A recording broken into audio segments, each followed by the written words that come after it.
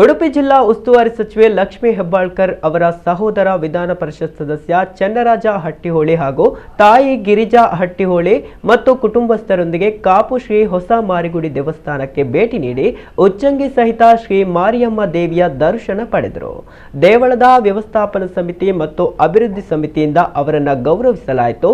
ದೇವಸ್ಥಾನದ ಎದುರಿನ NH66 ಹೆದ್ದಾರಿಯ ಡೈವರ್ಷನ್ ಅಂಡರ್ ಪಾಸ್ ಬಳಿ ರಸ್ತೆ ಸುರಕ್ಷತಾ ಕ್ರಮಗಳನ್ನು ಕೈಗೊಳ್ಳುವಂತೆ ದೇವಸ್ಥಾನದ ವ್ಯವಸ್ಥಾಪನಾ ಸಮಿತಿಯಿಂದ ಮನವಿ ನೀಡಲಾಯಿತು. ಇಲಾಖೆಯಿಂದ ಪರಿಶೀಲಿಸಿ ಸೂಕ್ತ ಕ್ರಮ ಕೈಗೊಳ್ಳುವುದಾಗಿ ಭರವಸೆ ನೀಡಿದರು.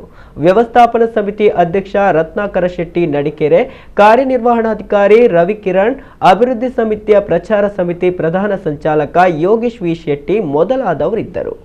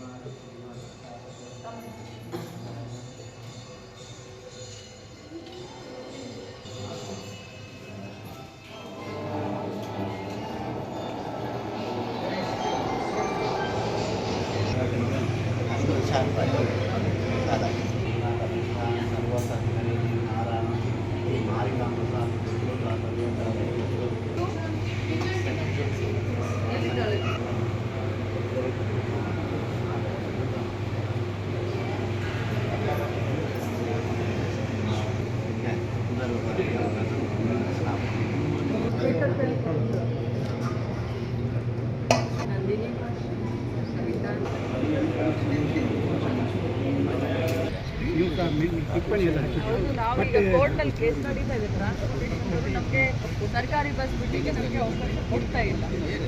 ನಾವು ಒಂದು 50 ಅವು ಕಳೆದ ಬಾರಿ ಬರಲಿಕ್ಕಾಗಿಲ್ಲ. ಆಮೇಲೆ ಬಂದಿರೋ ಹೌದು ಮಾತ್ರ ಬಂದರೆ ಸಮಾರಂಭಕ್ಕೆ ಬರಲಿಕ್ಕಾಗಿಲ್ಲ. ಅವರು ದೇಣಿಗೆಯನ್ನು ಕೊಟ್ಟಿದ್ದಾರೆ. ಮಾರ್ಚ್ 2ಕ್ಕೆ ಒಂದು ಡೇಟ್.